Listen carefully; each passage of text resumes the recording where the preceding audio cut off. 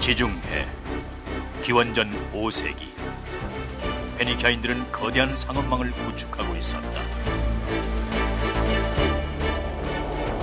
지중해에 흩어져 있는 수백 개의 고고학적 유적지에서 발견되는 유물 중에는 때로 그 지역의 문명이나 문화와는 전혀 이질적인 것들이 발견되기도 한다. 그리스에서 이집트의 부적이 발견되거나 아프리카에서 그리스 화벽이 나오는 것이다. 한 세기에서 다음 세기로 넘어가면서 엄청나게 많은 물건들이 전해지고 이동되거나 일종의 시스템에 따라 교환되기도 했던 것이다.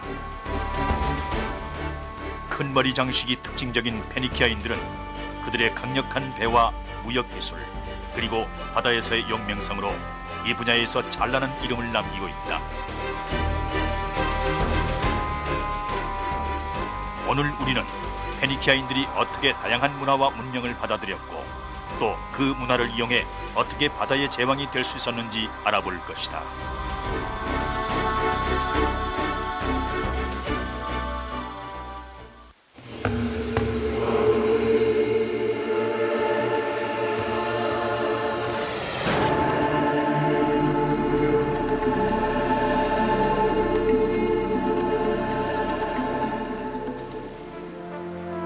페니키아인들은 현대 레바논에서 태어난 사람들이다.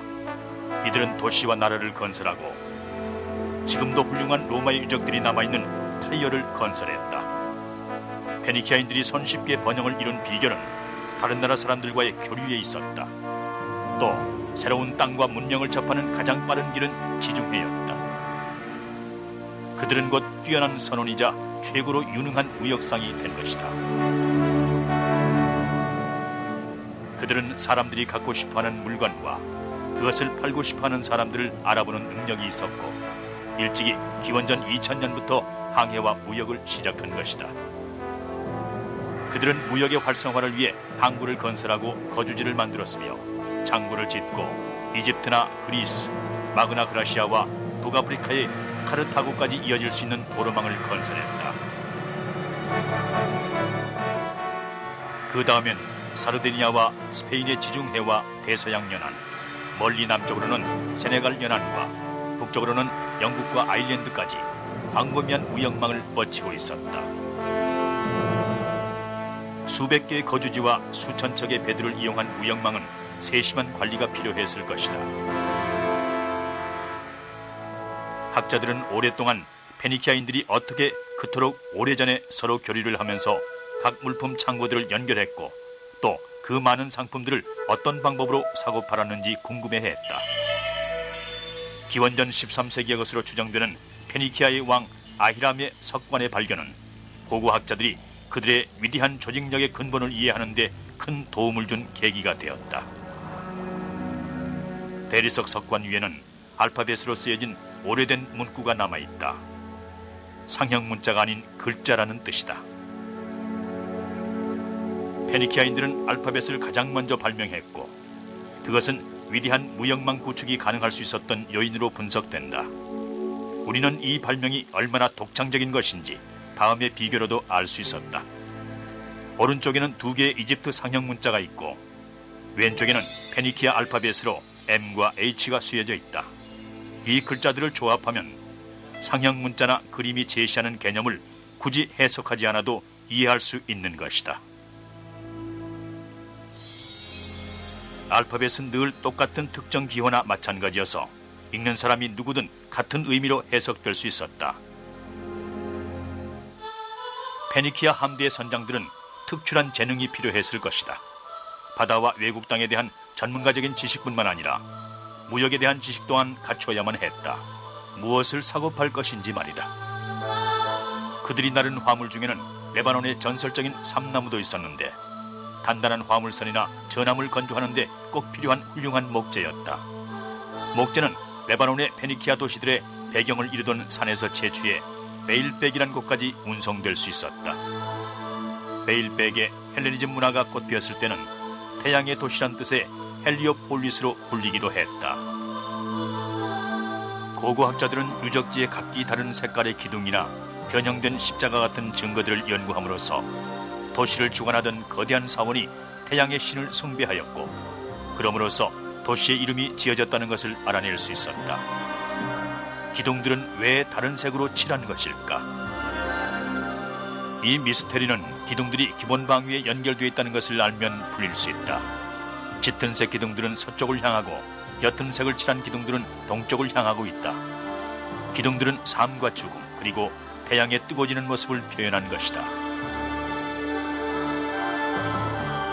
이것은 서기 60년에 태양의 신의 성상 안치소에서 바라본 풍경인데 전체 신성구역에서 가장 중요한 건축물로서 높이 18m, 지름 1.8m에 달하는 54개의 기둥들이 늘어서 있다. 성상 안치소를 만들 목재 뿌리를 수레에 실은 무역업자들은 배가 기다리는 항구로 의기양양하게 돌아왔을 것이다. 성경에서 에스겔은 레바논에 위치한 비블로스의 한 페니키아 식민도시가 고대의 가장 큰 해군 조선소였다고 언급하고 있다. 바다를 건너는 건 아무리 훌륭한 배라도 쉬운 일은 아니었다. 이는 지중해 전체에서 신에 대한 갈구가 왜 그토록 절실했는지 알 수 있게 해준다. 금빛 나뭇잎으로 장식된 이 귀중한 청동상들은 이상한 머리 장식을 달고 있다. 페니키아인들의 특징인 리바드이다. 이 조각상들은 비블로스에서 대량으로 발견된 것들이다. 신을 숭배하는 일종의 매개로 쓰였던 것으로 보인다. 조각상들은 페니키아인들이 신을 숭배하는 가장 중요한 곳에서 발견되었다. 오벨리스크의 사원이었다. 비블로스와 또 다른 페니키아 도시에서는 수많은 페니키아 화물선들의 잔해들도 발견되었다. 전형적인 배는 길이 19.5m, 너비 4.8m로 꽤 많은 양의 귀중한 삼나무 목재나 뿔고등에서 채취한 적자색 염료를 들인 호화로운 옷감들을 실어 나르기에 충분했을 것이다. 페니키아란 이름은 이 옷감에서 땄다. 피닉스 또는 페니키아는 붉은색을 의미하는 그리스어 포이닌에서 나온 것이다. 귀한 화물들은 어떤 항구에서도 거래될 수 있었다. 그러나 현명한 선장이라면 쿠로스, 즉 금의 무게로 상품의 가치를 가늠할 수 있어야 했다. 쿠로스는 남자 신체의 조화와 배분을 상징하는 훌륭한 모델이었다. 이 조각상들은 아주 오래전에 카미로스 인근 로도스 섬에서도 꽤 많은 숫자가 발견되었다.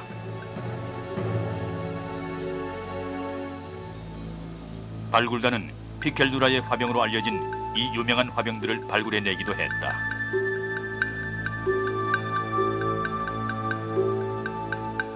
왜 이 섬에 예술과 장인 정신이 결집되었는지는 로도스 섬이 중요한 무역 항로의 중심지에 위치한다는 사실로 증명될 수 있을 것이다.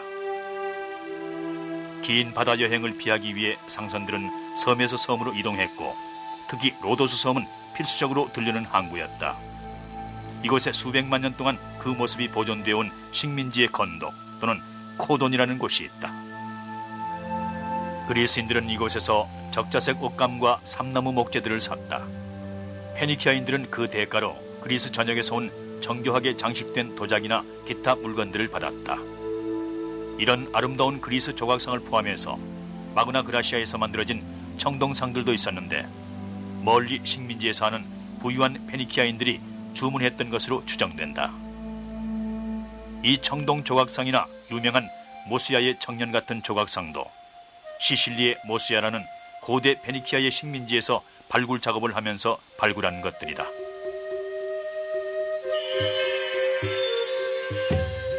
조각상들은 지중해에서 행해진 페니키아 무역의 수준이 진정한 문화적 교류였음을 증명한다고 볼 수 있다.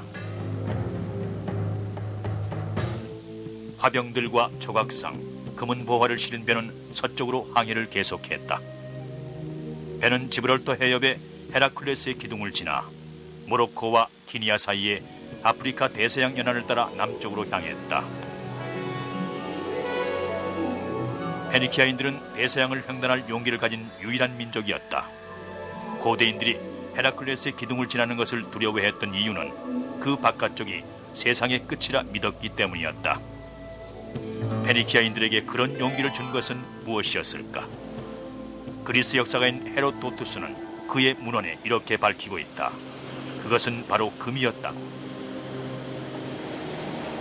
페니키아인들은 물건을 내려 해안에 쌓은 다음 다시 배로 올라가 연기를 피워 올리곤 했다.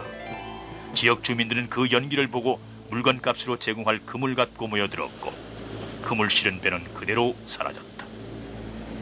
페니키아인들은 배에서 내려 금을 검사하곤 했다.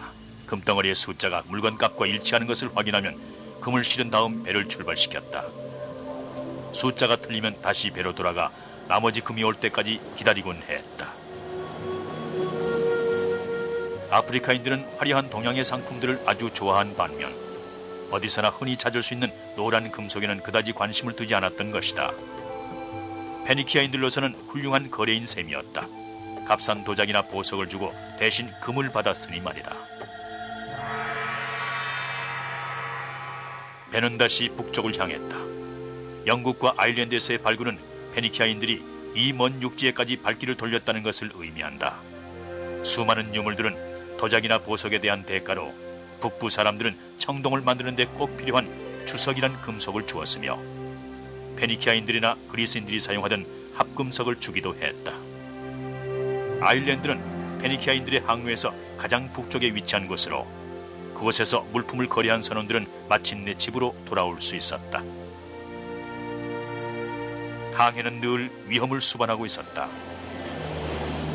북대서양의 폭풍우 속에서 용감한 선장들은 뱃머리에 올라 배가 절벽에 부딪히지 않게 확실하게 주시하면서 배와 화물을 보호했다. 선원들에게 명령을 내린 것도 바로 뱃머리였다. 운 좋게도 폭풍을 무사히 벗어나면 배는 카디지의 페니키아 식민지가 있는 남쪽으로 향할 수 있었다. 페니키아인들은 이곳에서 금으로 값을 치르고 철을 사들였다. 그 다음엔 마요르카로 갔고 거기서 다시 사르디니아의 부유한 식민지로 갈 수 있었다.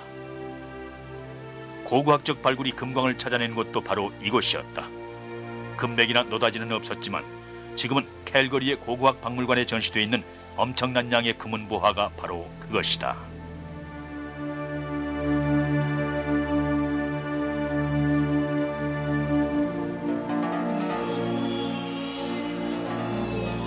사르디니아에는 금광이 없었기 때문에 귀중한 보석들은 모두 페니키아의 배를 이용해 아프리카에서 들여와야 했다.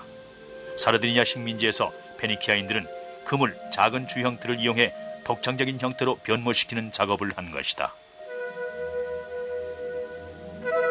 사르디니아는 페니키아 수공예품의 최대 본산지였는데 특히 유리 제조술에서 명성을 떨쳤다. 장인들은 향유나 향수, 목걸이나 특이한 부적 따위를 복원하는 작은 병들을 만들었다. 수세기 동안 사람들은 페니키아인들이 유리를 발명했다고 믿었다. 그 이론을 과학적으로 증명할 수는 없지만 분명 유리 제조술에 있어서만큼은 비할 데 없는 장인들이었다. 고고학자들은 오랫동안 싱긋 웃는 듯한 이 마스크의 모호한 미소가 어떤 의미를 갖는지 연구해왔다. 조각상의 팔이 유난히 긴 이유도 알아내지 못했다. 그러나 오랜 연구 끝에 마침내 해답을 찾을 수 있었다. 마스크는 무덤에서 나쁜 영령들을 물리치는 데 쓰였던 것이다. 조각상들은 페니키아의 의학에 관한 좀 더 난해한 의미가 있는 것으로 보인다. 아마도 질병에서 좀 더 빨리 회복해달라고 신에게 갈구하는 뜻일 것이다. 치료를 갈구하는 부분을 정확히 손으로 짚고 있는데 마치 환자가 신에게 어떤 부분을 고쳐달라고 상기시키는 것처럼 보인다.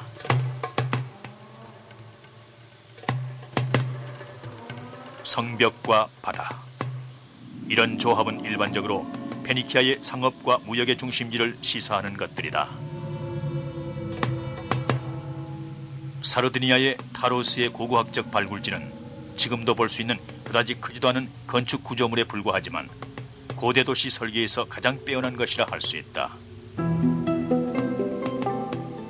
이곳에서 페니키아인들은 철과 납, 주석과 보석을 만들기 위한 금 일부를 교환하기도 했다. 타로스는 당대 최대 보석 생산지의 하나였던 것이다. 이곳에 많은 페니키아 유적들 중 하나로 누라가이라 불리는 완전히 이질적인 둥근 건축물이 있는데 이는 페니키아인들의 지배를 받던 사르디니아의 고대 부족인 펠리트인들의 전형적인 건축 양식이다. 이것은 3000년 전의 이 마을의 모습을 재현한 것이다. 누라가이 문명은 기원전 2000년인 아주 오래전으로 거슬러 올라간다.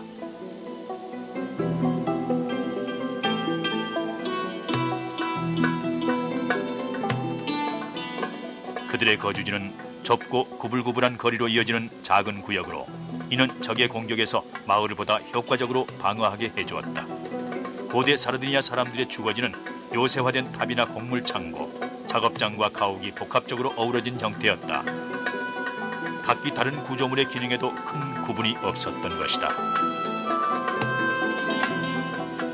누락이란 구역은 집의 중심부를 이루는 것으로 주로 불가의 가족들이 모여 앉아 생산적인 일을 하던 공간을 일컬었다.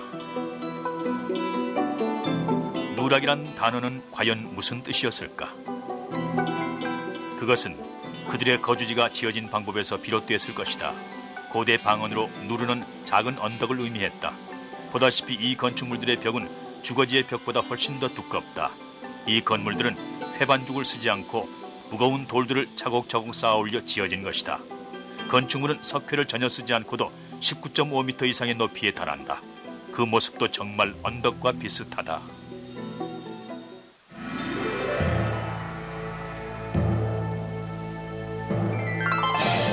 노라에 있는 이런 페니키아 항구들은 모두 공통점이 있다. 모두 갑 근처에 위치한다는 점이다. 배들은 이런 식으로 갑 양쪽에 계류하면서 대규모 도크를 형성하고 있었다. 페니키아인들은 빨리 상륙하고 물물 교환을 끝낸 다음 다시